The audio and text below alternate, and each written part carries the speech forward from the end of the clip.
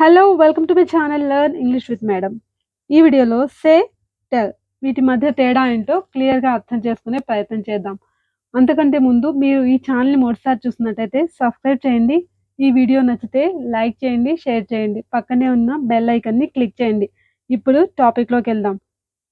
Could you tell me your name please? Could you say your name please?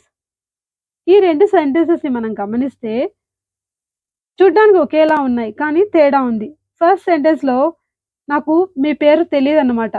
అంటే పేరు కనుక్కునే ప్రయత్నంలో అంటే information కోసం నేను టెల్ అన్న వర్డ్‌ని యూజ్ చేస్తున్నా. సెకండ్ సెంటెన్స్‌లో సే అన్న వర్డ్‌ని ఎందుకు యూజ్ చేస్తున్నా అంటే ప్రొనౌన్స్ చెయ్యి నీ పేరు ఎలా చెప్పాలి అని చెప్పే సందర్భంలో, లేకపోతే నీ పేరు చదువు, లేకపోతే ఇంకా కొంచెం క్లియర్‌గా చెప్పు అనే సందర్భంలో సేని యూజ్ చేస్తున్నా. అంటే ఫస్ట్ సెంటెన్స్‌లో టెల్ అన్న వర్డ్ ఇన్ఫర్మేషన్ మీద ఫోకస్ చేయడానికి యూజ్ చేస్తున్నాం. సెకండ్ సెంటెన్స్‌లో సే అన్న వర్డ్ ఓన్లీ వర్డ్స్ మీద మాత్రమే ఫోకస్ చేయడానికి యూజ్ చేస్తున్నాం. మనం ఎవరైనా ఏదైనా చెప్పినప్పుడు could you say that again అనొచ్చు. అంటే ఏంటి? ఇంకొకసారి క్లియర్‌గా చెప్పు అని చెప్పే సందర్భంలో. సో, టెల్ అనేది ఇన్ఫర్మేషన్ కోసం, సే అన్న వర్డ్ వర్డ్స్ కోసం. అంటే జస్ట్ వర్డ్స్ కోసం.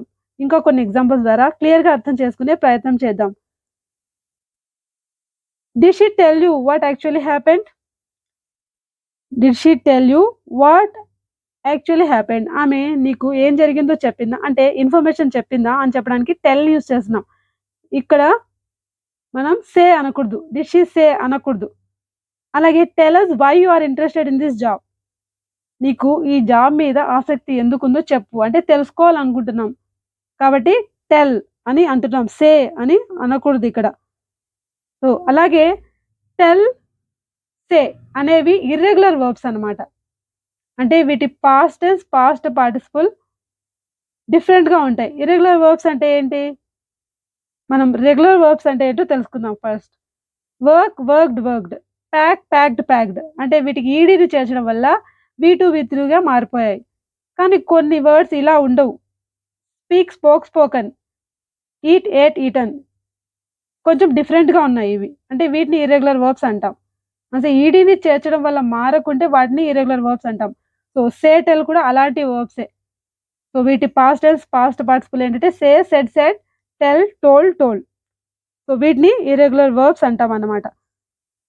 అలాగే సే, టెల్ అన్న వర్డ్స్ ఎప్పుడూ ఒక మీనింగ్‌ని సందర్భాన్ని బట్టి మారుతూ ఉంటాయి.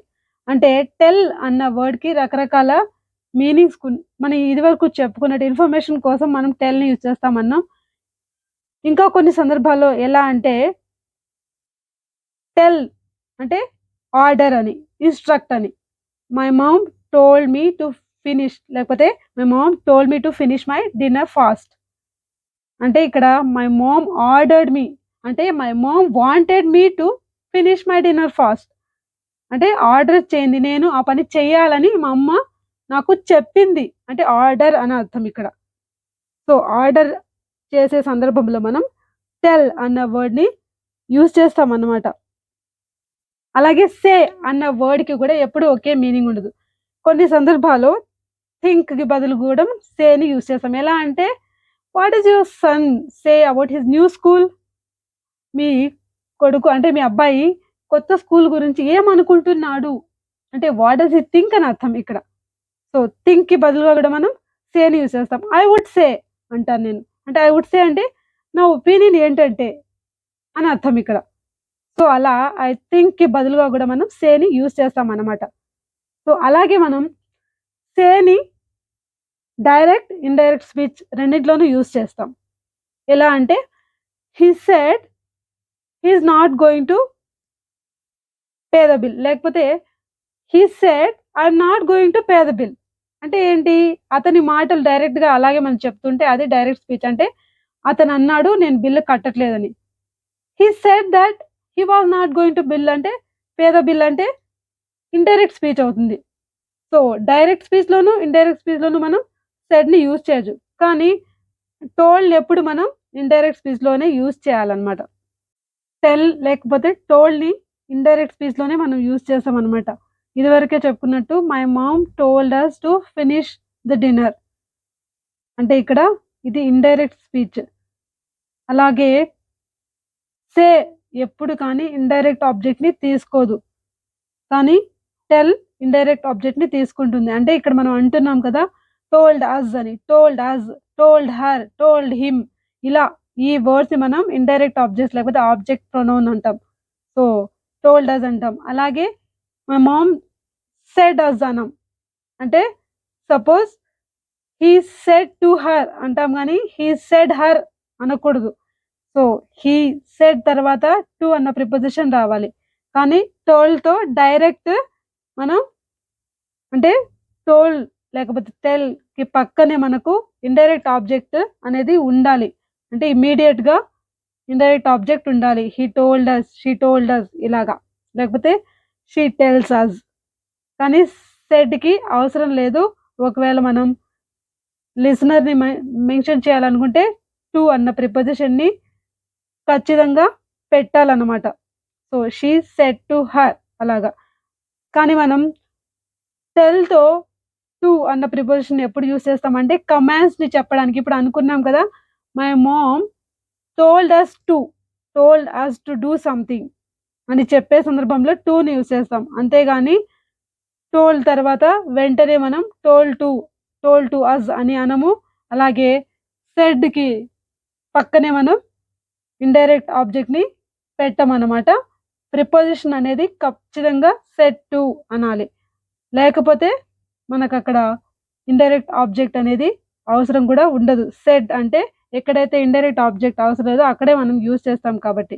ఇదివరకే మనం చెప్పుకున్నట్టు it is said that our boss is going to resign. So, ఇక్కడ ఇండైరెక్ట్ ఆబ్జెక్ట్ అనేది లేదు. అంట అని చెప్పుకునే సందర్భంలో యూజ్ చేస్తున్నామనమాట. సో, అది సే, టెల్ వీటి మధ్య తేడా.